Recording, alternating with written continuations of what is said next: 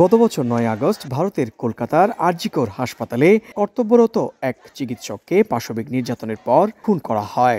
১০ August গ্রেপ্তার করা হয় ওই হাসপাতালের নিরাপত্তার দায়িত্বে থাকা সঞ্জয় রায়কে। চাঞ্চল্যকর এই ঘটনায় দেশজুড়ে শুরু হয় বিক্ষোভ। আন্দোলনের জেরে নড়েচড়ে বসে মমতা প্রশাসন। বরখাস্ত করা হয় কলকাতার পুলিশ কমিশনার সহ স্বাস্থ্য দপ্তরের শীর্ষ কর্মকর্তাদেরও।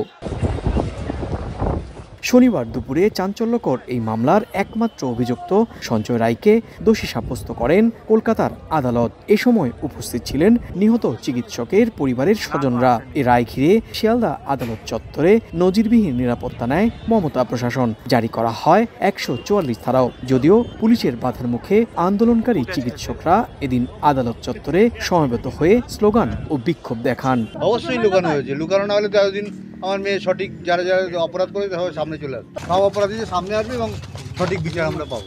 একা সঞ্জয় রায় নয়, এর পেছনে অভয়ের খুনের পেছনে কে বা কারা যুক্ত রয়েছে সেটা মানুষ জানতে চায়।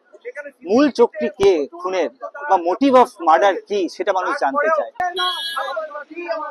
গেল বছর ১১ই নভেম্বর চাঞ্চল্যকর মামলার বিচার পর্ব শুরু হয়, শেষ হয় চলতি বছরের ৯ জানুয়ারি। সেদিনই বিচারক ১৮ জানুয়ারি রায় ঘোষণার দিন ধার্য করেছিলেন। এই মামলায় আরও গ্রেপ্তার হয়েছিলেন আরজিকর হাসপাতালের সাবেক অধ্যক্ষ সন্দীপ ঘোষ ও টালা থানার ওসি। যদিও তারা দুজনই এখন জামিনে রয়েছেন।